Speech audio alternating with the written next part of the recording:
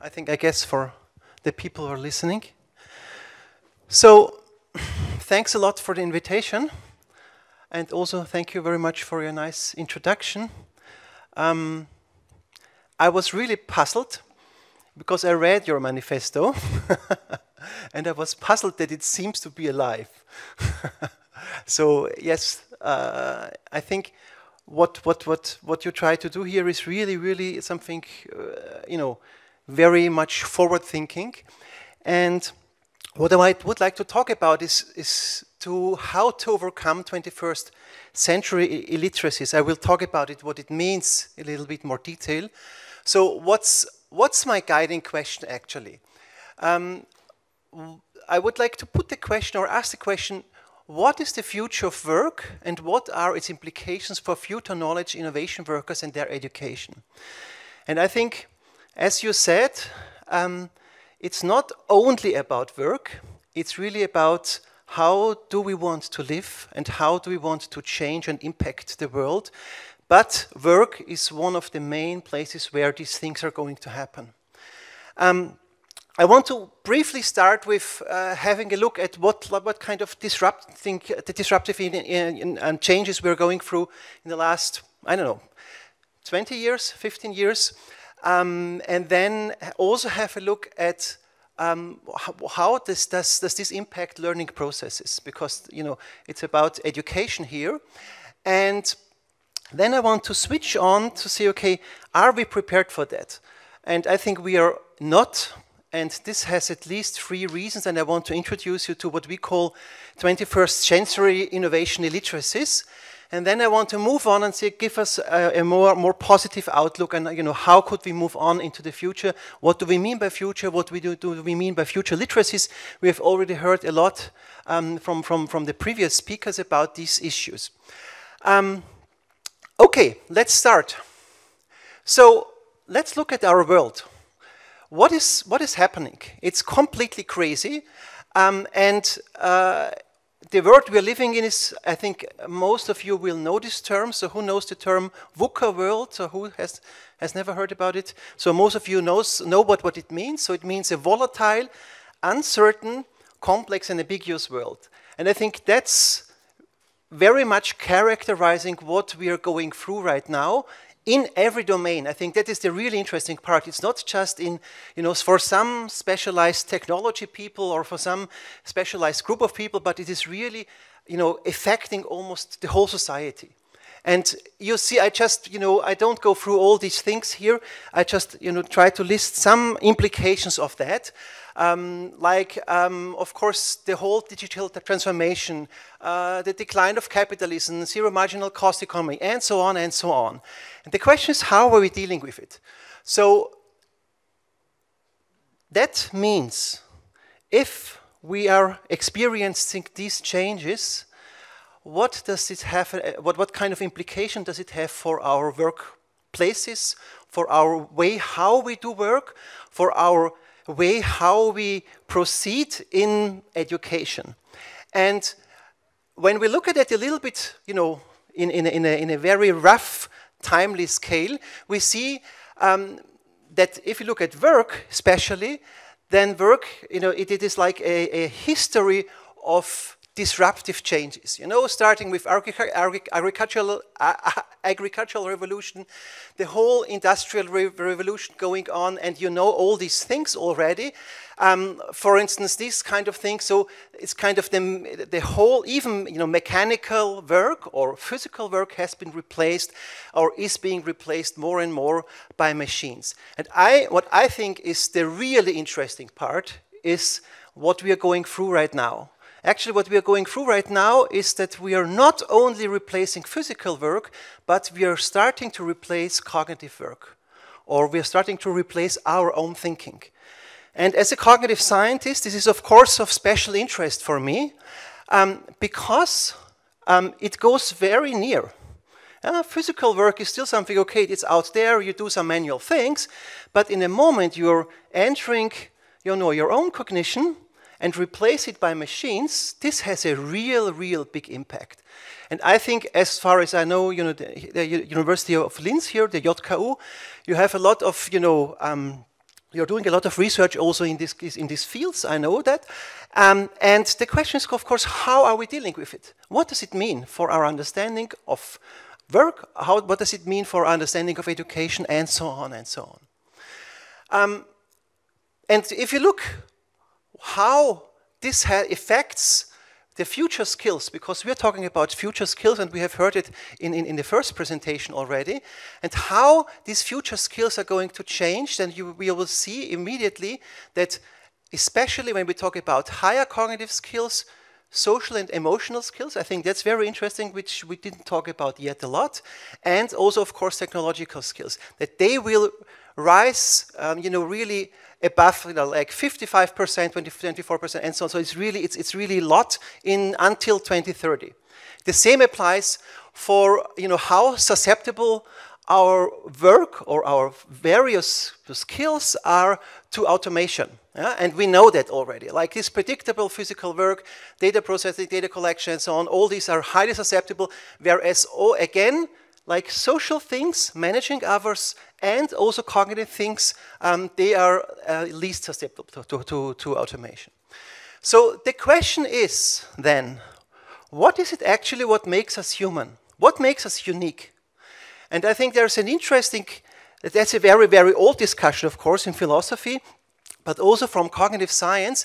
In the recent, I would say 20 years, no, even less, 15, 20 years, the question is, what makes us humans human? And this is a kind of condensed version of what cognitive science tries to tell us when they talk about cognitive systems, not only as cognitive systems, but also as living systems and as social systems.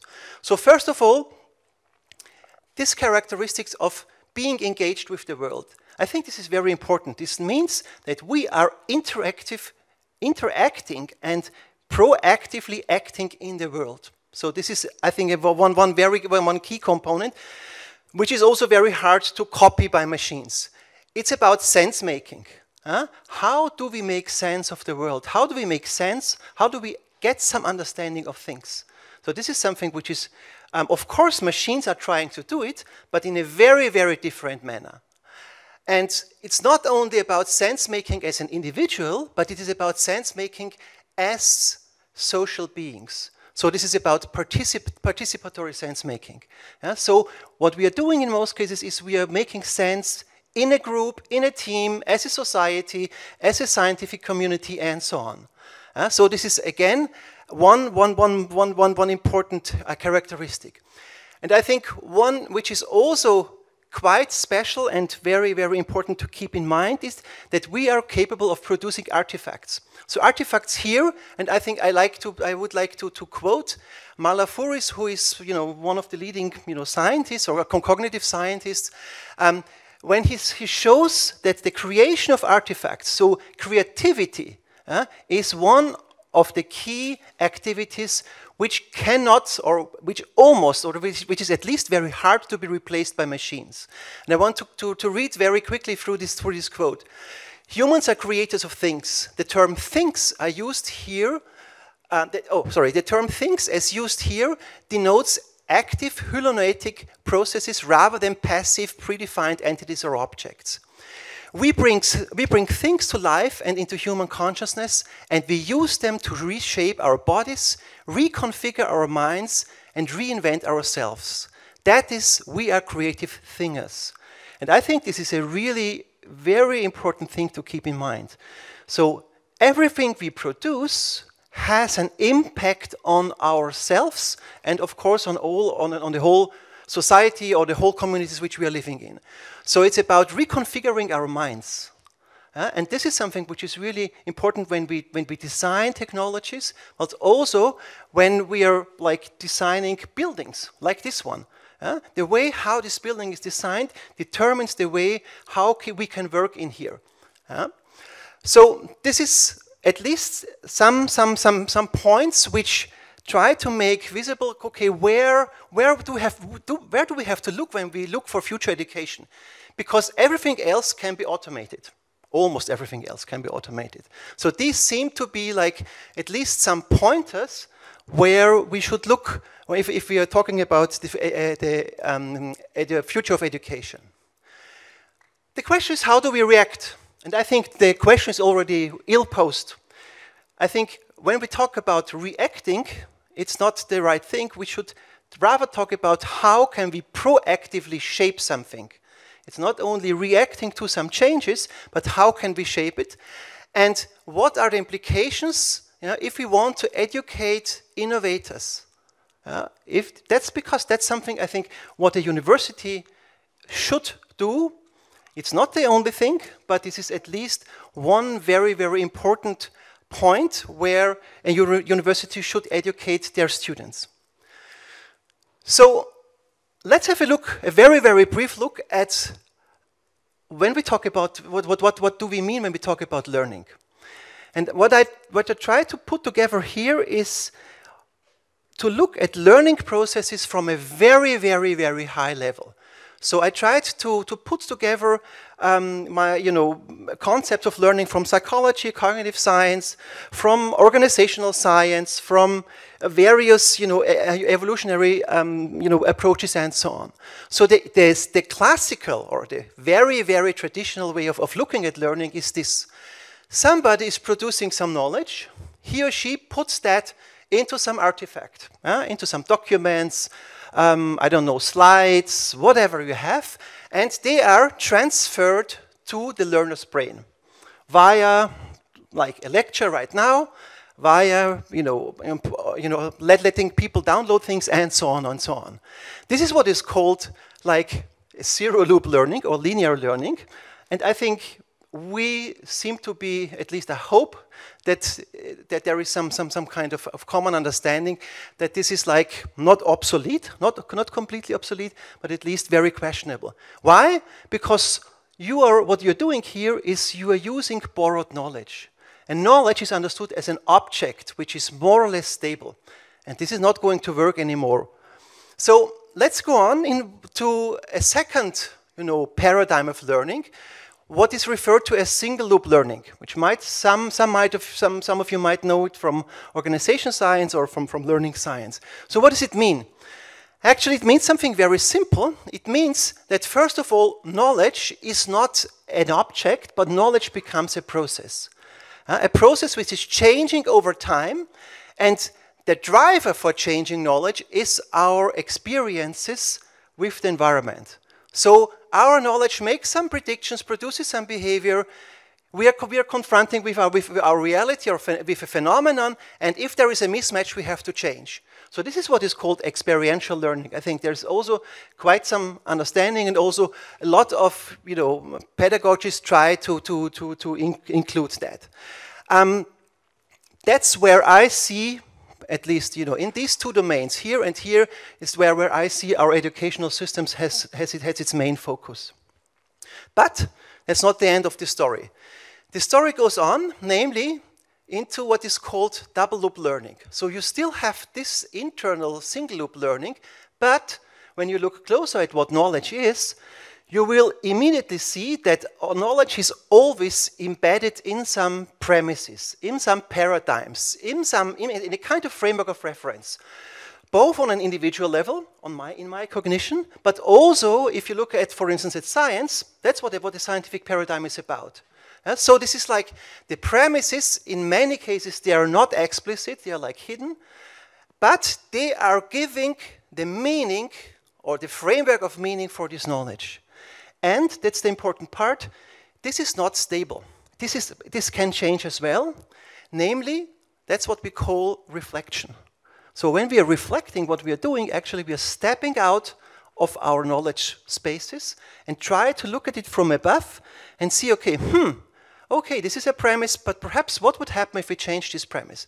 That's what is called, for instance, in science, a scientific, a paradigmatic shift, for instance. Or you have experienced it yourself, I guess, if you have encountered a completely new way of looking at something or understanding something, this is a paradigm shift.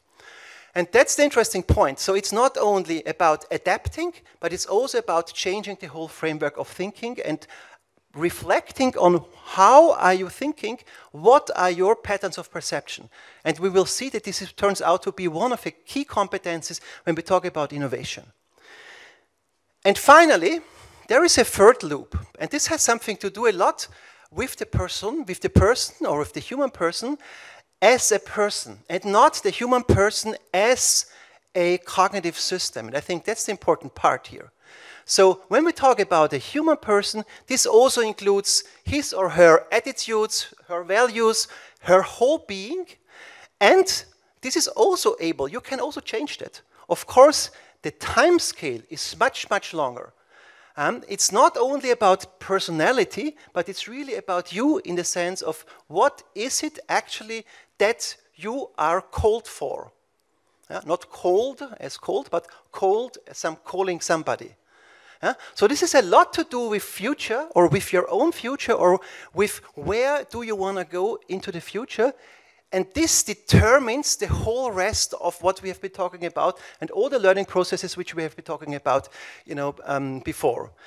And the question is, of course, do educational systems have to account for these, especially for these dimensions as well? Because what we normally do is, yes, we are having like the classical knowledge, we're having some experiential things, and sometimes we're doing some reflection. But this is also at the end of the lecture, you see, okay, we can think about this and that, but this is not always really, very well covered. But the question is, how about that? Because this turns out to be a key component, again, when we talk about innovation. And I will show you in a moment what does it mean. And the question, of course, is when we look at all that, are we prepared for that? And I think we are not very well prepared for that. And I want to show you that there are many other arguments, but I want to show you that especially in the domain of innovation. And what we have developed is what we call the illiteracies of the 21st century, or innovation illiteracies. So what is an illiteracy? I think I don't have to tell you that. You're educational, at least you have some affinity to education. So an illiteracy is the fact that you're unable to read and write, or to have a lack of numerical skills. But it's not only about these skills, but also might include like illiteracies of not being able to critically think, or to use technologies, or to have social deficits. But what I want to talk to you about is about more specifically about innovation. And the first illiteracy which we have there is what we refer to as inability to see and change your perspective. So what do I mean by that? It might surprise you that when we talk about innovation, I think it's not so much about creativity, at least from my own experience. In like applied projects, I have a company when we are like going through innovation processes, also in university, in research and so on. So actually, innovation is very much about perception. What does it mean? It means because our perception, and that has a neuroscience and cognitive science background, is very much determined by our patterns of thinking, we are missing what is novel, or we are not able to see what is novel. So that is why you have to develop a kind of skill, or a very, very deep skill of observation, of perception, and of changing your perspective. So I just give you one example. You look at this image here, and if you change your perspective, it might look like that. So what you see here, going from the transition from here to here, you suddenly discover something novel. So that's why the ability to see something and the ability to change perspective is key for any kind of innovative behavior.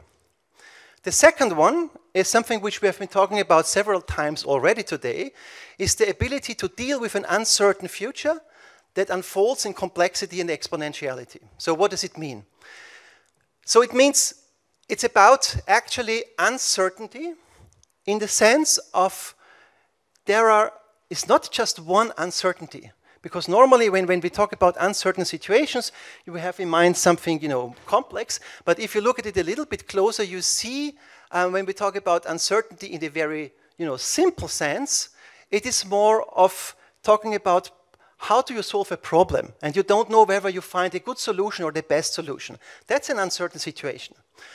Another, step in uncertainty is, you discover something. So you have a problem space and you have a solution space, but you don't know the solution space, and you just discover something and have the uncertainty. Will you discover something? Is there something which fits in it? And what we are interested in is this third form of uncertainty, namely an uncertainty about the future that is not only unknown, but also unknowable. And I think that's exactly where we are in. When we talk about VUCA world, that's it. So what we have to rethink is exactly this classical way of thinking, like in problem and solution spaces. Because you don't even know what the problem is in many cases. So you have to define the problem, you have to frame the problem, and only then you might not come into the solution space, but you have to, again, create a new niche. So this is about creating something novel. This is about creating novelty. And that is something which we are missing.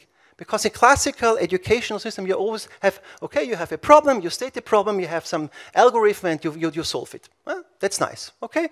More or less complex. But this kind of way of looking at things, that's not very present in most of our educational systems. And the second one is also, I think, that's very well known to you, if you know the whole ideas about VUCA world. It's about, more or less, about our linear way of thinking. So when we talk about a technological world, as we know it today, time and space does not play any role anymore, or almost doesn't play a role anymore. And everything, amplifies itself, and there are like self-fulfilling prophecies, self-reinforcing feedback loops, which, in some cases completely might derail some dynamics, which you didn't expect. And I think, if you look at Corona, the classical, or COVID, the classical example, that's an example. But you have many, I think there are millions of that. So the question here is, how are we dealing with the unexpected? How are we dealing with this exponential behavior, although our mind, our brain, still is very much trained, and also like from an evolutionary perspective, it has a disposition for a linear way of thinking about things. That is a real illiteracy. Finally, the third illiteracy is the inability to see novelty, even though it is not here yet. So this might surprise you as well a little bit. So what does it mean? What do I mean by that? When we talk about novelty, novelty by definition cannot be seen. Because in the moment you see it, it's not novel anymore. So it does exist already. So the question now is, when we talk about innovation, when we talk about new technologies, when we talk about the future of something, of society, of whatever, how can we think about it? We have to think about it more in a process-like manner. Namely, that our reality, or that our future unfolds over time, and what we are missing is our sense of potentials.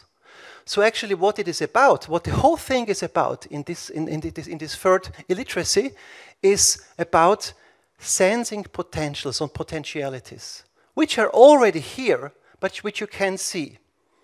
And that is something which we are not training to our students. I haven't met any university yet, or almost no university, where I saw a program, where I think, wow, they're doing this. Because that's the source of novelty. That's where novelty comes about. It's not only our brains, it's not only our own creativity, no, it's out there. And we have to be able to identify these potentials in order to make them useful for us. And I will come back to that in a moment. So the question is, how can we overcome these illiteracies? And that's, of course, we have to educate and learn for the future. So that's already the topic which we have heard by our first speaker. So what does it mean? Obviously, it means that we have to rephrase, or that we have to reframe our whole understanding of learning and teaching It's not longer about acquiring and reproducing knowledge. I think that's clear. Of course you have to acquire some knowledge, but it's for sure not about reproduction. Rather, it's about engaging with the world. I don't go through the whole list, you can read it afterwards. It's about deep understanding and sense-making. As I said, it's really something, you try to understand something very thoroughly, and not only on a superficial way. As natural scientists, I was trained as a computer scientist and as a natural scientist. What we are doing, we are not really going very deep, we are just asking about the how. How do some things function? Of course, this can get very, very complex, and really complicated, but really asking about what is the purpose, what it is really about. Really going very deeply is like it's a philosophical thing. And what I like very much about your presentation, you were talking about arts and science, but I think what you meant, at least that's what I wanted to hear, is you were talking about like the humanities and arts and sciences. Because I think, especially in this triangle, you really get very, very deep and novel insights which go far beyond what you get normally out of science. So it's about creating novel knowledge, it's also about personal development. And of course, we have to have a stronger focus on mindset and values. And when we talk about mindset, it's not only about, oh, I'm nice or not, I'm ethical, but I'm also talking about epistemic mindsets. And we will come back to that in a moment. What is common in all these things?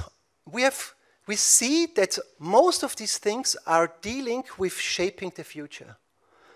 So, as you know, we heard in the first presentation, education is always about the future because you educate people or students or humans for the future.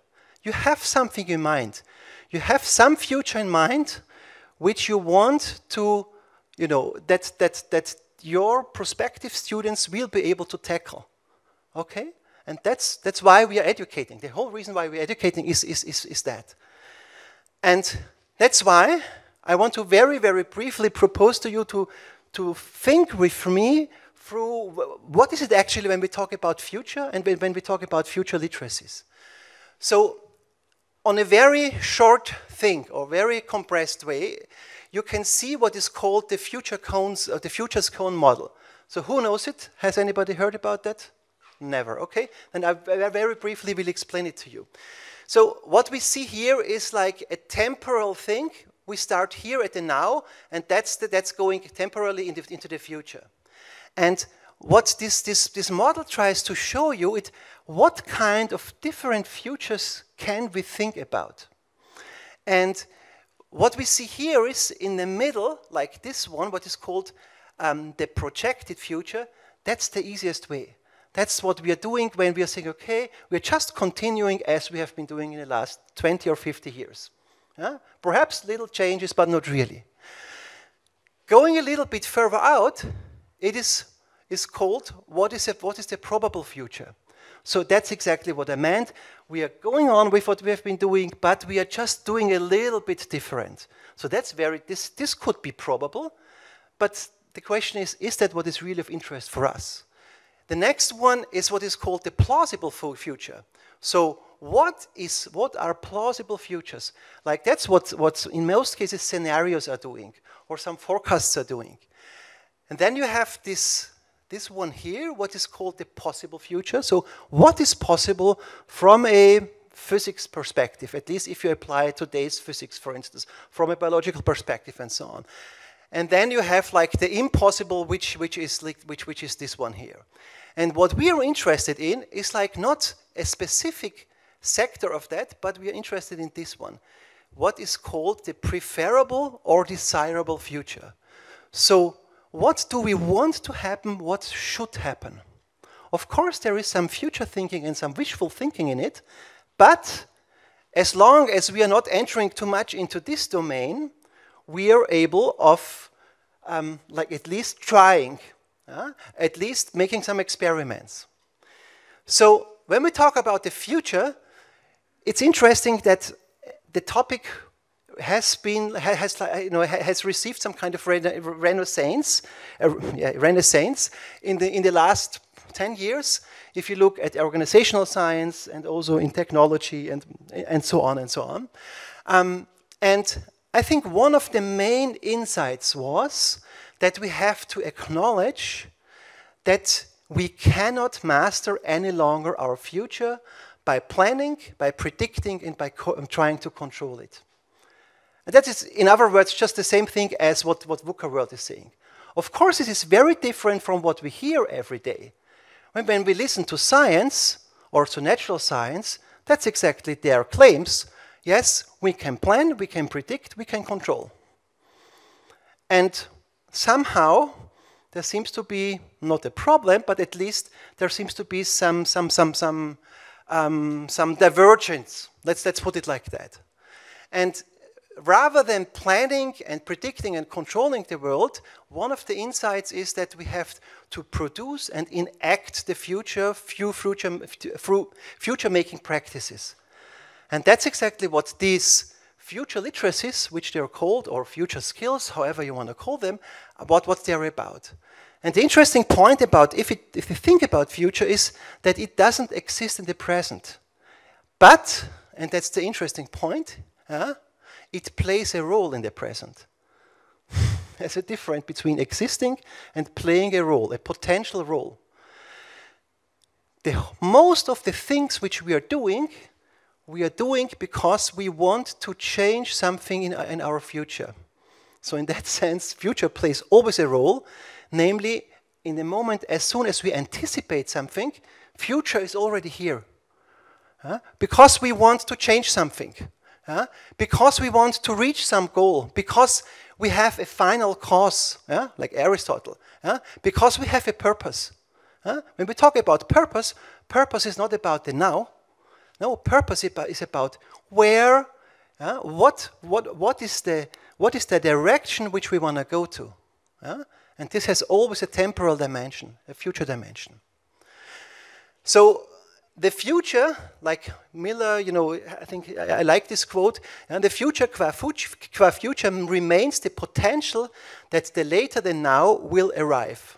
So it has a lot to do with potential and, as I said, with anticipation. And when we talk about futures literacy, so what are we talking about actually? It's about making use of the future, which might sound again strange, because you make use of something which is not here yet. This is paradoxical, and I think it's paradoxical on purpose. Okay? So again, Miller, he's one of the most well-known, most renowned proponents of what they call futures literacy research. He refers to them as skills needed to decide why and how to use them with the imagination to introduce the non-existent future into the present, a capability to use the future. That's what future literacies are about. So when we teach our students, what are we teaching them these kinds of capabilities? I doubt it in many cases. Let's put it like that. So what does it mean? It means that we are aware that the future is not just a continuation of the present. I think this is clear perhaps for this audience, but if I talk to my students, they say, okay, yeah, so things will go on and blah, blah, blah. No. That there are different types of futures, and there are different types of how we can use the future. And what I like most is that ignorance is sometimes more relevant than knowledge, because knowledge always makes us think, oh, it's true, and that's why it doesn't change, and that's why it is like stable forever. No, it is not. And what I like again most, second most, is what is called to dance, to learn to dance with the systems, to learn to dance with the system. I hope you get the image. I have to move on. What time is it? Sorry. 2:50. How long do I have? Is it already over? Okay. Okay. Thank you. So, in a way, this futures literacy is not about knowing the future, which again seems a little bit paradoxical, but It's about enabling the emergence of desired futures. I think this is very different. In most cases, when we think about future research or like, what do I want to do for the future, you want to impose your own idea on the future. But what we are suggesting here is a little bit the opposite. Is saying, I provide a framework, I provide some kind of space where the emergent process of future can be shaped and directed in a good way. That's what we're trying to do. And I think when we talk about academic institutions, universities, or whatever you have here, that's exactly what it is about. We don't want to have this and this and this and skill. Yes, we want to have it. But what we want to have is an enabling space. A space where our students can develop their own ways, yes, not in a completely arbitrary manner, in a directed manner, but open enough that they can bring in their creativity. They can bring in their, like, whatever innovative ideas they have. So that the whole thing becomes like a kind of emergent knowledge process. The whole university becomes an emergent knowledge process. And the question here is, of course, what are authentic futures? Authentic futures are futures which are like realizing what in a way should be realized, what reality carries in itself as a potential. That's what we have here. Okay, I have to move on a little bit faster. So the question here now is, how or which strategies do we have when we are dealing with the future or when we want to create something novel? And one way of looking at it is like that, again, from a temporal perspective. You have like the present here and the future here, and I will explain in a moment what this means.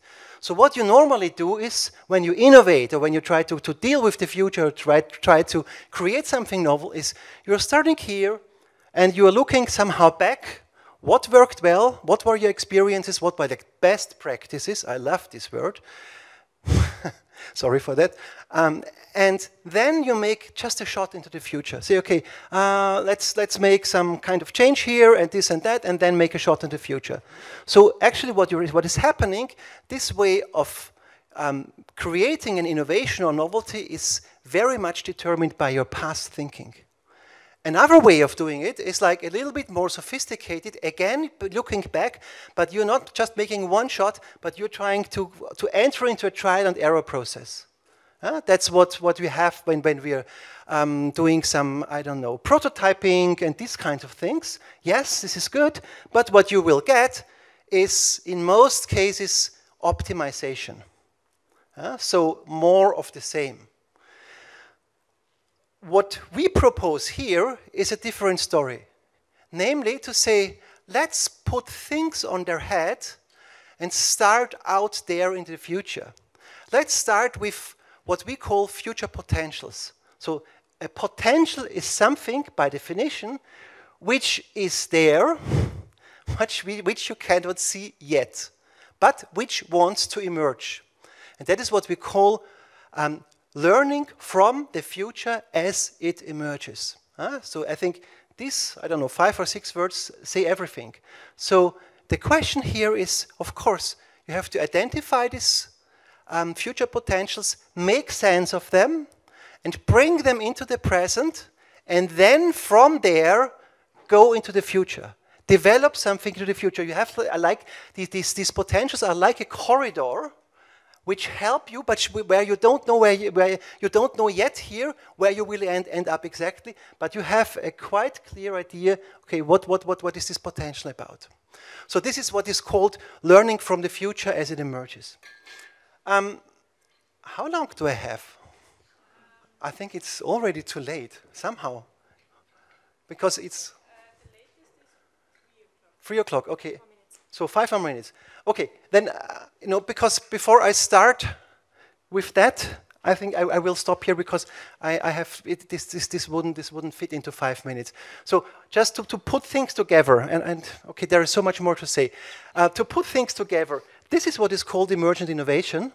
And of course, what we are talking about here is something which is not really taught at least to as far as I have made some research at many universities, and I think these are like key skills. And I would, if you want, you can have the presentation. There are like key skills and key mindsets involved, which are necessary for doing this kind of or this way of research and this way of innovation and this way of dealing with shaping future societies, educational systems, whatever you want. And I think just to round it up and to put it together, in a way, it's a little bit of a humble thing. That's not what we like to hear, because our mind and our cognition, from an evolutionary perspective, is very much designed to control the world. And I think this is one of the biggest pitfalls when we talk about innovation. Because in the moment you try to control the world, what you're doing, you're applying your existing knowledge in order to take control over something which is not completely controllable. And especially when it comes to creativity, when it comes to innovation, when it comes to dealing with future, when it comes to shaping complex future systems, this approach will most probably fail.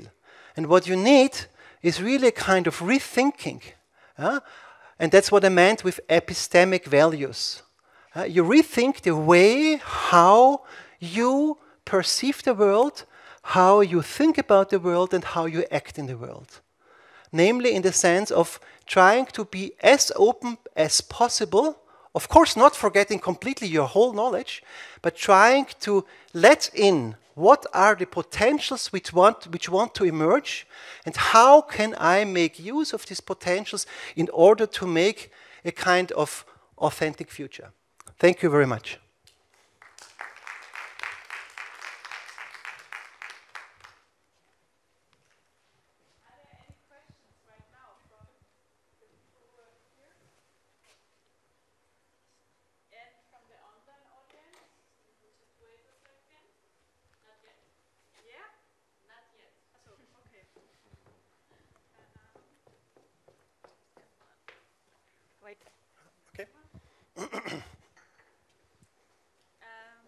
Thank you from my side for this. I, for myself, have a question, because you described this really different learning environment. And I wanted to ask you which role teachers would play in this new learning environment you described, kind of? I think that's a classical question. No, I think the role of the teacher changes from like being the knowledgeable person. Of course, he or she should be still, but he or she becomes a coach or a facilitator. Facilitator, first of all, of processes, of knowledge processes, of social processes, and finally, of course, of innovation processes. So he or she has to have a good understanding of what is going on in this group, what is going on, of course, also what is going on in the world, but he or she doesn't have like the predefined knowledge and knows, okay, I know everything and I know what you should do. The only thing is I know like a process which I'm proposing to you, and I'm willing to go with you through the process. Yeah. I think that will be the future role of many teachers. I once read, which I really liked, that teachers are more like gardeners, helping, which I find really different from, an interesting point of view. Mm-hmm. So thank you very much. If there is no other question, yeah.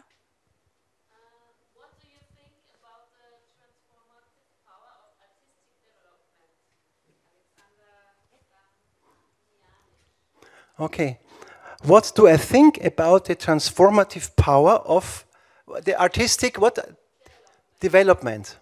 I think artists, in the best sense, have a very good sense, or I don't know, the German word is sensorium, sensory systems, whatever you have, that's a technical term from cognitive science. So they have a very good sensory systems for exactly what we are talking about here. If they are really good artists, they have a fine feeling for what are slight changes, what are potentials, what are really like not the crying and the trends and all the things which we know when we talk about technology. When you read technology papers, it's this trend and that trend. No, trend is completely uninteresting. That's shit, that's bullshit, sorry for that. But it's really about what are these slight changes, these slight potentials, and how can you pick them up, perhaps pick them up here and here and here, make sense out of it, and then bring it into reality. That's the interesting part, and that's exactly what we were talking about here. But you need completely different skills than you normally get at a classical university. So that's why artists, I think, have a lot to say when we talk about this way of innovating, or this way of doing things.